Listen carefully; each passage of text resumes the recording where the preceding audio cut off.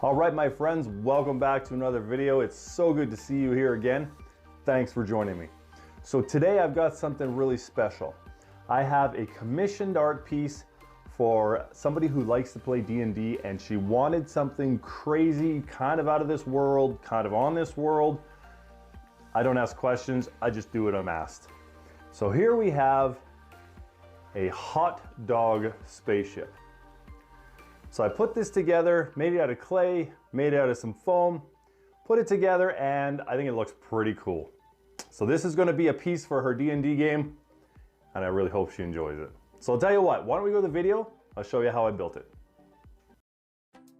All right, everybody, so we're gonna start off here with just some simple items here. This is a cardboard tube, fairly thick one, and that's also a hair roller curler thing that I got from my wife. So just cut down that cardboard tube just to kind of fashion it into sort of a bun-like shape. I'm gonna do some work to that here in a bit. This is something that I just come up with. I had no idea what I was gonna use for this hot dog. I really didn't have any kind of plan, and this just kind of worked out. So there's the cardboard tube cut up. Then I also took some polymer clay. Started to roll that out because I figured that I wanted to have kind of metal sections on the bun area, just kind of make it look more spacey. So rolled out the clay, then I fashioned it, secured it onto the cardboard tube the whole way around. And then I started to kind of make some paneling, some metal paneling with a sculpting tool. Just put some lines into the clay, and then I used the sharp end and just poked it all around the surface, pardon me, the perimeter of these sections, just to kind of give it more of a bolt type look, or something kind of metallic anyway, maybe rivet looking. So that's what it looks like there. So that's gonna go into the oven. And while that's baking, I'm gonna work on the actual wiener or the hot dog itself. So just cut up this hair curler, and then I took some smaller spheres of foam, just these little balls that we had lying around, just cut the very edge off the sphere and glued it onto the end here of the curler, and it turned out perfect. I was able to cut it so that it matched the diameter of the tube, pardon me, of the curler, and it looked really good. So then I wanted a little bit of detail on here, so then I started to kind of etch the very end of the wiener. You know how they have that plastic that they wrap, and it has some lines on the very ends of wieners? Well, that's what I wanted to have showing, so I did that. Just used the sculpting tool and just drew some lines to make it look like that. So then I moved on to painting the base of the model itself. So just a nice green, just so that the nice pine color doesn't show through when I put all the other terrain parts on it. It was pretty simple, just paint it green, let it go. Hey everybody, if you're enjoying this video, please do me a favor. Hit the like and subscribe button. It would mean the world to me. Let's go back to the video. So after that was all dry, I took a little bit of UV resin. A little bit of resin, a little bit of blue, and a little bit of, I think it was brown actually, tint, and I just mixed that together, and I just poured a line on the base here just to simulate a very small, kind of dirty looking creek that's going to go through this base. After I basically just spread it out, got it nice to where I wanted it, I grabbed the UV light, threw it on there, let it cure, and this really turned out good. I didn't know if it was going to be all that great, but when the finished product is shown, I was very happy with it, and I think you will be too. So anyway, there's the river, there's a little creek there. Added some glue on the other part of the base here, and then I just used my coffee grinder and ground up some green moss. So after I ground that up, just sprinkled it on top of the glued area, tapped it down, made it look really, really nice, made it look really authentic, kind of like, you know, swampy, you know, there's a lot of thick, mossy, wet kind of vegetation. So that's kind of what I was going for, and I definitely think that it turned out that way. I'm really happy with the base.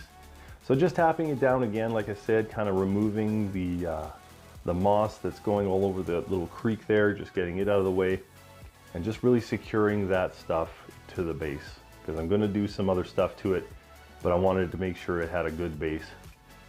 So then we just moved on with the alcohol, the rubbing alcohol, and then a very watered down glue. So what that does, as some of you may know, some may not, that alcohol spreads that watered down glue. It almost just flows into all that vegetation there. So it really secures.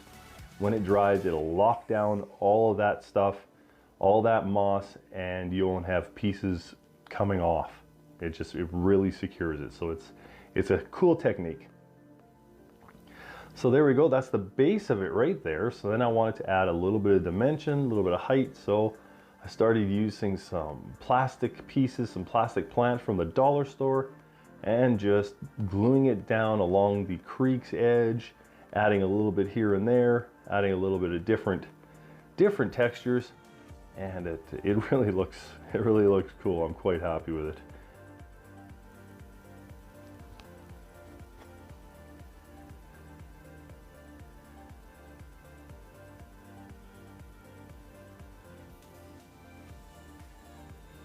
So there you go, there's the finished base. It's pretty simple, but yet there's definitely some variety there. So I'm gonna put that aside and let that watered down glue dry and move back on to the hot dog itself.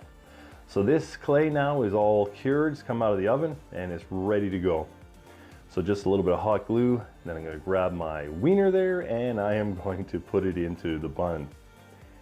And as you can see, I actually formed it so that hot dog, that wiener, kind of has a U shape, which, you know, a cooked one does. So just glued that in and it's good to go. It got secure real nice. Now I took it outside and I actually spray painted it with some primer. And then I had a whole bunch of these car model pieces left over from a project for years ago.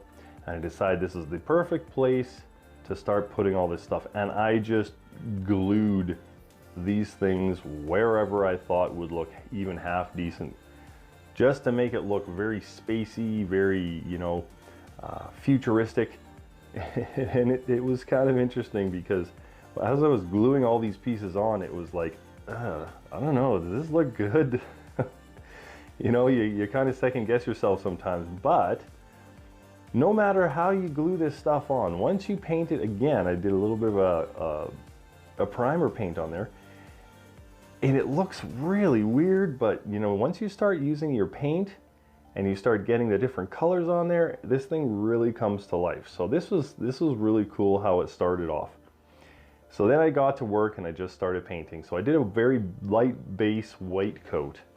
I've heard many people say that, you know, to get a silver color to really pop, you use a white base coat. So I did that, and then after that white was dry, I just used a very metallic silver paint and just went over the whole thing again, even though some of the pieces I wasn't going to keep metallic. Just, you know, it's easy just to get the whole thing done like that, and then you can do your smaller pieces in a different color if you want. So that was the metallic color, and then I just mixed up a little bit of blue paint, and I'm kind of doing like a cockpit window, a large cockpit window. And on the back there, I did a blue flame sort of thing. So then after that was done, just black wash, because I wanted all those lines and all those bolt/rivet holes to really come out, to really be seen with the black wash, because that gray, that metallic really almost made all the details go away. But as I said, using black wash, it helps bring those back. So then I got out the pigment powders and went to work with some rust idea, a little bit of green, a little bit of a rust color, a little bit of kind of like a violet, I think it was. And then after that, I used some oil wash, so a rust colored oil wash. So I wanted to make this look like it was not in pristine condition. Because, you know, this is gonna be, you know, outer space, this is gonna be, you know, an old ship, you know, parking in a swamp, who knows. So after that was all done, now it was time to actually figure out how I wanted to lay it onto the base here. And I figured right beside the stream itself, so that the stream can kind of be seen as well. I didn't want to put the ship over top of the stream. But anyway, guys, this is the final product, and I hope this person who asked for this piece is going to love it. I'm sure she will. This thing looks really cool. Guys, thanks so much for watching. I will see you again for another video. Take care.